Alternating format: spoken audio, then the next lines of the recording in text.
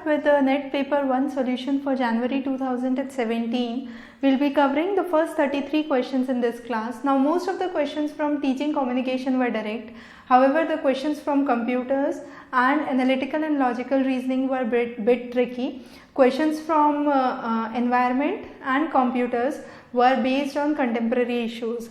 Now let's start with the first question. Sustainable development is critical to the well-being of human society is the correct statement, and environmentally sound policies do not harm the environment or deplete the natural resources, again a correct statement, but this does not explain what is sustainable development, which basically means using resources in such a manner that they are available for future generations to come on. So you have A and R, which are both correct, but reason is not the correct explanation for A. So A would be B with 2 would be the correct answer here. Next question, the dominant source of pollution of oxides of nitrogen in urban area is primarily the industrial processes and the fossil fuel burning. However, energy in use is given here to confuse most of the students, so this is not the correct answer. The correct answer here would be the commercial sector. Next question, which of the following is not a waterborne disease? Now, hepatitis, cholera and typhoid are waterborne diseases. However, dengue is spread by insect and it's a vector-borne disease. So, the correct answer here would be dengue, which is a vector-borne disease.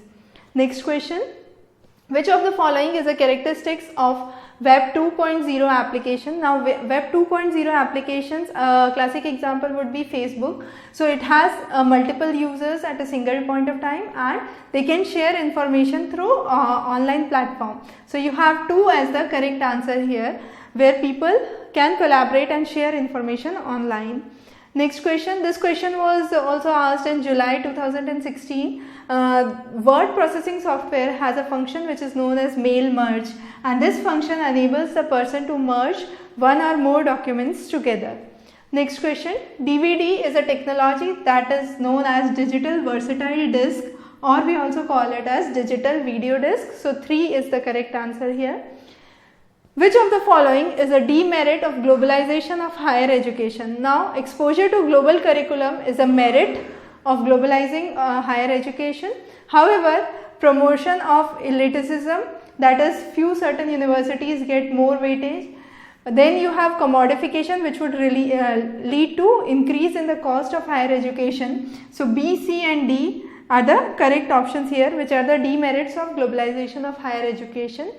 Next, which is correct about deemed university? As per the recent statement by MHRD, the person who establishes the deemed university can act as a chancellor or the pro-chancellor of the deemed university. So A is incorrect. However, deemed universities can have their own syllabus courseworks, they can grant degrees and they can have their own guidelines for admissions and fees. So B, C and D would be the correct option. So 2 would be the correct answer here.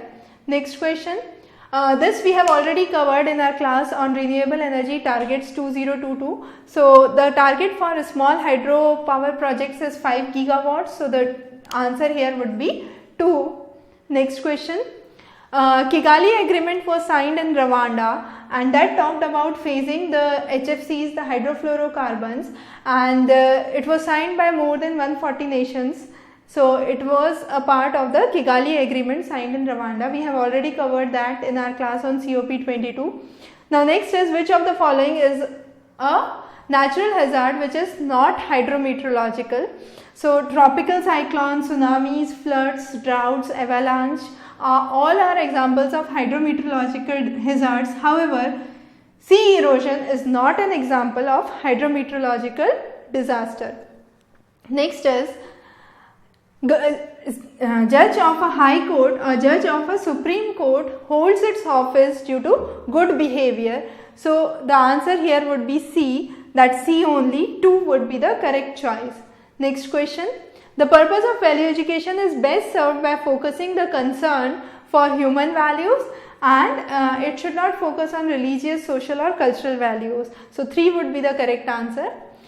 Now, Rajya Sabha is a permanent house which cannot be dissolved during national emergency, so that's incorrect.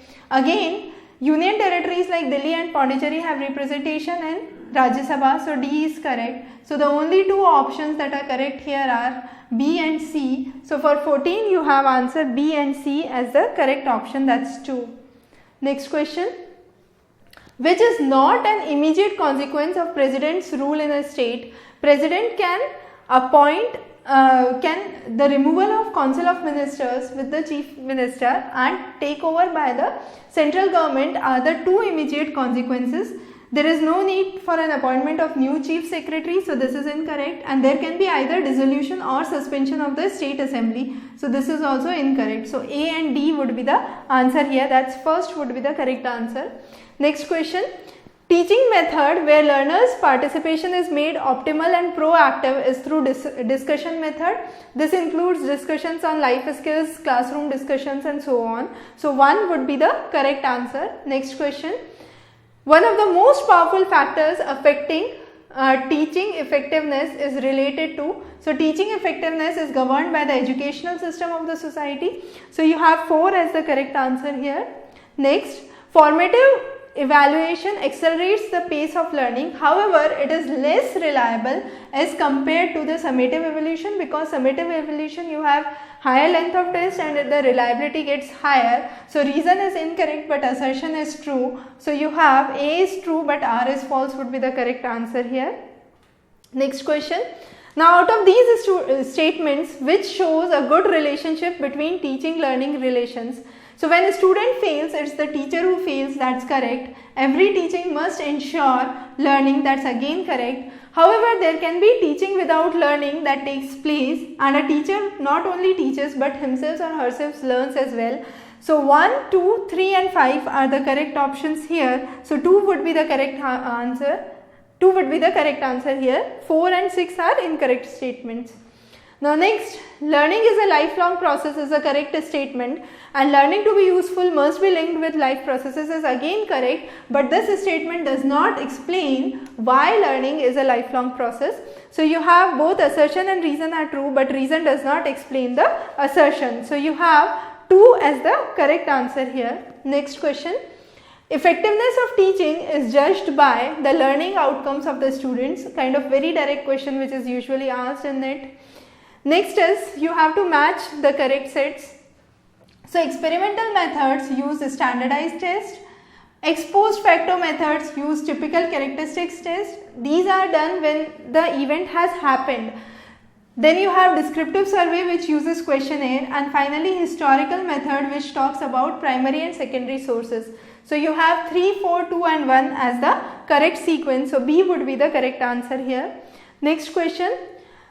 The research ethics may be considered pertinent to which stage? Now when we are talking about research ethics, they are pertinent to the stage of reporting the findings, because if you are reporting a flawed, there is a flaw in the final reports that you are presenting, that could be unethical. So you have the ethics that should be maintained at the time of reporting the findings, and those are most important. So 4 would be the correct answer here. Next question. Under which of the following reporting format is formally prescribed? So doctoral level thesis or the PhD thesis has a reporting format that is prescribed. Conferences, workshops and symposium do not have specific guidelines for formatting the report. Now next is the principal of a school conducts interview sessions to explore the possibility of enhanced participation in the programs.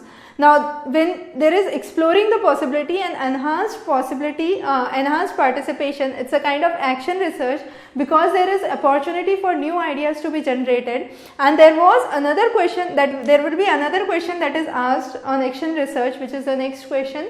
The steps followed in the action research are plan, act, observe and reflect. So it's a kind of cycle that works on. First you plan, then you act, observe and finally reflect. Now next is the correct sequence for research steps is, first of all you formulate the problem, then you state the hypothesis which is a tentative solution to the problem.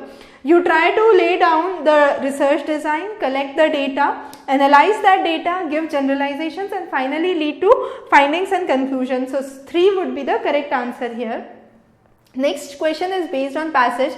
This passage talks about the pre-independence era where people were struggling with other things and therefore literature was not given due importance.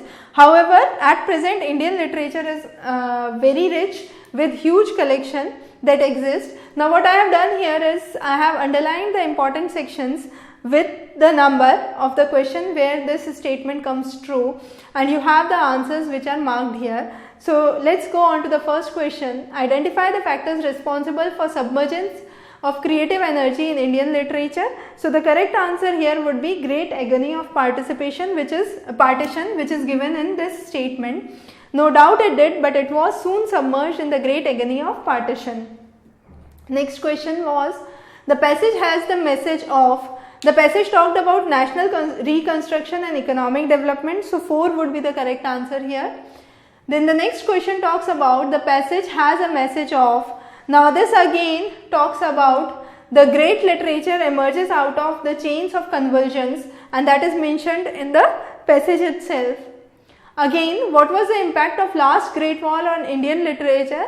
It aggravated the revulsions against violence, and the disillusionments that occurred were popular with this phase. So you have aggravated popular revulsions against violence as the correct answer. That's 2 would be the correct answer here again. Now next question.